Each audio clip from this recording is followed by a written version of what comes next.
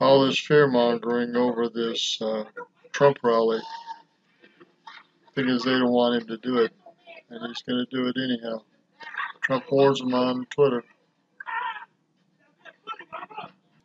But the Trump campaign is taking precautions, and the governor of Oklahoma says the event will be safe. We've got to learn to deal with this. We've got to learn to be safe, take precautions, but we've got to learn to also live our lives. And we feel like it's the right time to start reopening. And so we're excited about the president coming. And again, like they said before, there's been over 1 million requests for tickets. And so I think it just shows that America's ready to start getting back to normal. Cut him off there. Judge Jeanine, how dare these lowlives come into Tulsa, Oklahoma and try to disrupt a peaceful rally? Well, you know what's interesting about all of this is that, there's so much concern about COVID and how it's going to impact people. Look, the Trump campaign is going above and beyond what they need to do. They're taking temperatures, they're giving masks, they're giving people gloves. And Oklahoma, if you recall, was one of the first states to open after the pandemic.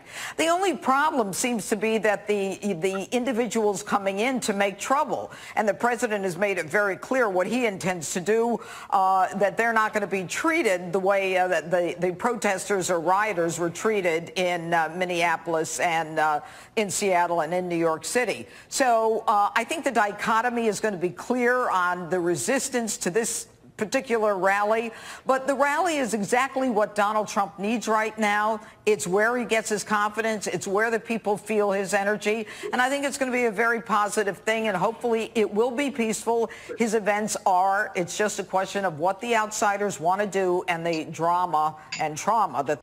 Look at those people. There are thousands of them ready to go.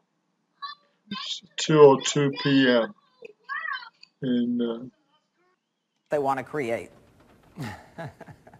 Greg, so Oklahoma, they're in phase 3. That's in San Francisco. The last phase. I mean, you can go eat at a restaurant. You can get a massage if you want to, Gutfeld. I mean, there's no restrictions on mass gatherings at all. So it looks like Oklahoma has things under control right now. Well, personally, I like to get a meal and a massage at the same time. Saves a lot of time in my day.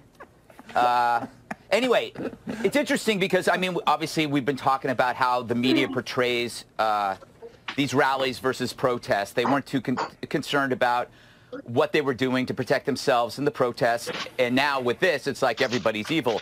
It speaks to the fact that never has a leader stirred such a panic and so much bile from the establishment media.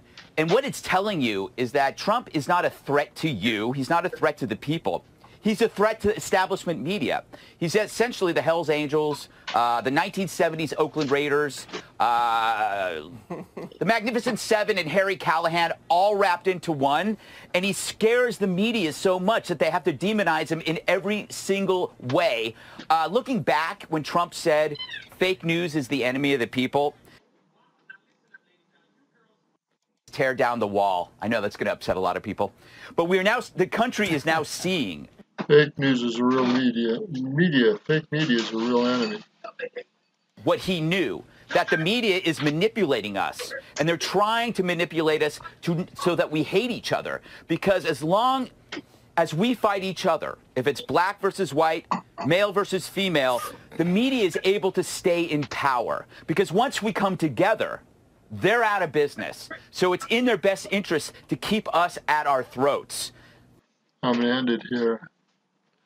I don't know what else I got to say, but I don't like this black guy, and I'm not going to listen to him.